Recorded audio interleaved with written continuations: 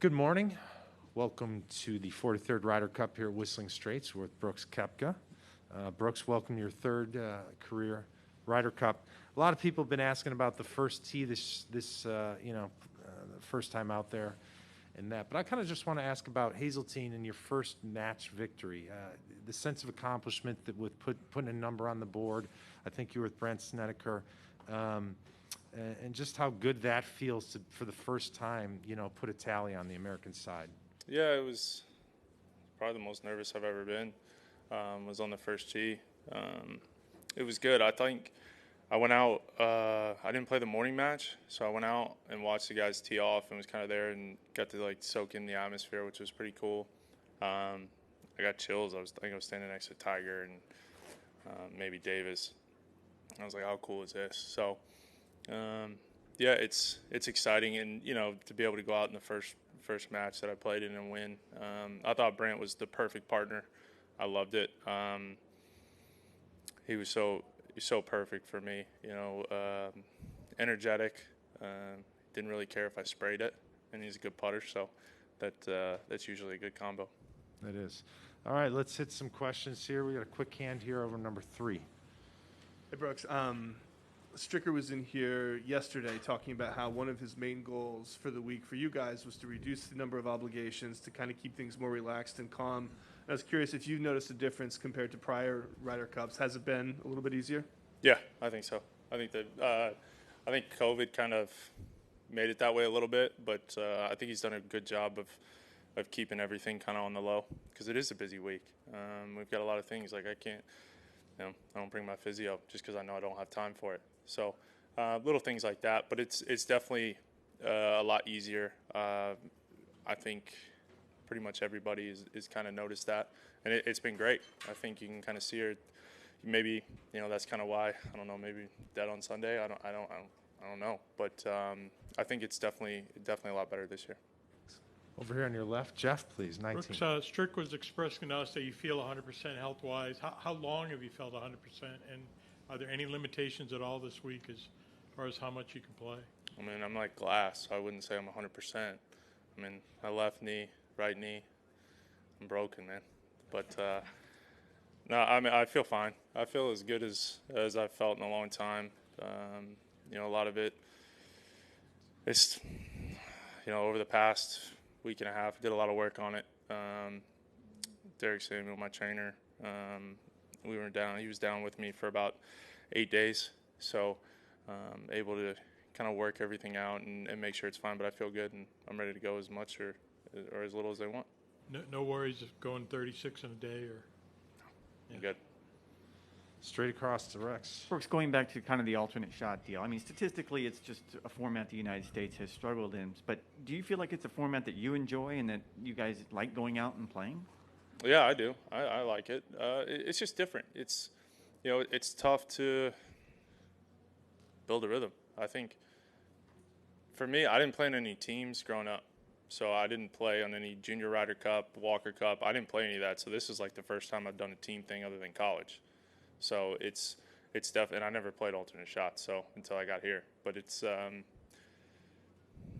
think some of the guys probably have that luxury because they've played Walker Cups and stuff like that, so they might have a better idea. But I like it. It's fun. It's different. It's just tough to kind of build a rhythm. You hit one good shot and you're going to wait 15 minutes before you hit the next one. But yeah, I don't see. At the end of the day, it's just who plays better. And it seems obvious, but had you ever played alternate shot before your first team event as a professional? No, I don't think so. I don't think there were any junior events where it was alternate shot. So I think 16 was the first time. If I played alternate shot, I can't even remember. I think I did, but yeah, I think that was the first time. Right here, number 20. Hey, Brooks. How would you describe Strix as a captain, and just kind of what are some of his best attributes and virtues that he's bringing to the table for you guys? I think he cares so much. He's very passionate. You can see that. Maybe not outwardly, but when you're inside the team room or talking to him personally, it's very obvious. He's just got a big passion for the game, big passion for all of us as players. The vice captains. He just truly cares a lot, and he's a softie. my follow-up to that, because he's a crier, obviously, as we Yeah. all know.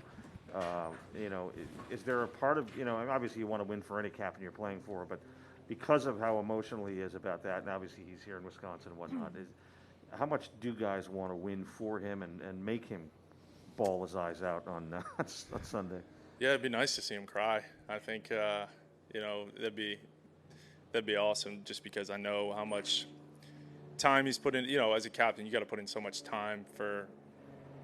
I mean, at least a year and a half. I don't know, because we had an extra year. I don't know how much time they actually put into it other than that. But it's at least 18 months of hard work. Growing up in Wisconsin, there's a lot of things that just kind of are coming together where it would be the perfect storm if we were to win. So I think everybody knows that, and everybody wants to just play well. Straight back and 26. Hey, Brooks, you said you haven't played many team competitions, so I'm curious what the transition's been like for you going from golf as an individual sport to this team concept. It's different. It takes a little bit of adjusting, but once you get out there, it's the same thing as competition. Just go put the ball in the hole as quickly as possible, hit the best shot you can, or if you're in trouble, get it back, or your partner or whatever. It takes a little bit of adjusting, but it's tough. I mean, my whole life I just played an individual sport, and you go to a team, so it is different. But I enjoy it. I think it's fun. It kind of brings you back to a little bit of college, to be honest with you. Because we're not playing alternate shot or best ball or anything like that, but it is that team camaraderie. Going to go off on your right, 8. Yeah, hi, Brooks. Why do you think Team USA are going to win this week? What do you think the potential strengths of your team and any potential weaknesses in the European team? I think there's a lot of guys playing well. Patrick's been playing really well. Boog's been playing really well. There's a lot of guys that have played. Jordan's playing great. You can see it. I think at the end of the day, or I guess at the end of the week, it's someone's got to win, someone's got to lose, and it's just who plays better. So it comes down to with the 8 guys you send out every day, are they going to play the best that they can, and do they play the best of their ability? And if they do, then that side's going to win. Brief follow-up. Could you just describe your current relationship with Bryson DeChambeau? Yeah, I mean, we're on the same team together. We've had dinner almost every night as a team. Got here Monday, so everyone as a team is interacting, everybody participating in conversations, doing everything we need to do. Front right, 2. Have you gotten to know anybody better this week that you maybe haven't spent that much time with in the past, or do you feel like you just know all these American guys really well by this point anyway? I would say this year I probably know them a little bit better because it is a younger core group of guys. I'd say the only guy that I probably didn't know from junior golf or amateur golf, college, all that stuff was Colin. Maybe that was kind of the one. But the rest of them, I've played since we've been 12 years old to now. So we already kind of have a pretty good relationship. And it's just a younger core group of guys than it's been in the past where, coming in my first one, I didn't know Brant that well. I didn't know Bubba that well. There's a lot of, I was just coming out on tour, so it was a different scenario. And have you stayed away from the ping pong table given the knee? I haven't played any ping pong, man. I haven't been in the team room just chilling too much. Just, we do. I know the obligations are cut down, but it's still, I still got long days. We're going to go back left, Bob, 25. Brooks, Bryson the other day, he sort of intimated that there might be something with you and him beyond the Ryder Cup. It was very vague. He just sort of teased it. I'm just wondering if you could elaborate on that, if there's anything close. Is there going to be some sort of a competition, or was he, or did he mean something completely different? I have no idea. I don't know. I didn't listen to the comments or hear what he said, so I have no idea. Thank you. All right, let's shoot over to 7 over here on your right, Hey, Brooks. you've spoken in the past about how you enjoy sort of trash talking and stuff like that. With this, and you haven't been able to do it, but with this kind of event, with the atmosphere and everything like that, is it going to be hard to kind of keep your mouth shut, or are you going to get involved in that kind of thing just to sort of get everyone going? I mean, I'll trash talk anybody. Doesn't matter. I mean, we've all done it. We do it in the team room. It's just all, everybody out here is competitive. Everybody understands it, and it's part of it. Doesn't matter what we're doing. Like you said, even if it's ping pong, I haven't played ping pong, but I mean, those guys are trash talking while they're playing ping pong. You don't take it personal when it's part of it. 24, Doug, right behind me. Brooks, on the interview with Golf Digest about the Ryder Cup and Zinger saying that you should give up your spot if you don't really love it to someone who does. I'm curious what you thought of those comments, and is there any concern that feeling is shared by fans or anyone else based on what they read or think? I never said it was negative. Y'all spun that way. I never said it was negative. I said it was different. Like I said, I've never played any of these team events. I didn't play Walker Cup, didn't play Junior Ryder Cup, never played anything. So I said it's different. And that doesn't mean it's bad. Y'all spun it that way. Well, I realize that. I mean, and do you love the Ryder Cup? Do you look forward to it? Yeah, I enjoy it. I think Okay. it's a lot of fun to play. I think it's, like I said, I wouldn't be nervous on that first tee if I didn't care. So. Question to that is, is there any part of you that's concerned that people will perceive that as they look at you playing this week? I don't know. A lot of it, I can only do my job, and then y'all report or whatever your opinion or side might be. So you guys are kind of already spun it negatively. So it kind of is going to trickle to the fans because you guys are kind of our only outlet besides social media. So it's how you guys take it and spin it, and you guys spun it negatively. So whatever they think is kind of be off what they read, whether you write an article, whatever you're doing, they read that stuff. So it's all kind of, if your guys' opinion, they're going to take that side a little bit more. Okay, back right, number 9. Brooks, you were talking about how well the American team are playing as individuals. On previous occasions, Europe have often managed to be more than the sum of their parts. Is there more to match play tournament golf sometimes than just hitting individual form? Yeah, maybe a little bit, but I don't think it's too much. Someone's got to lose, man.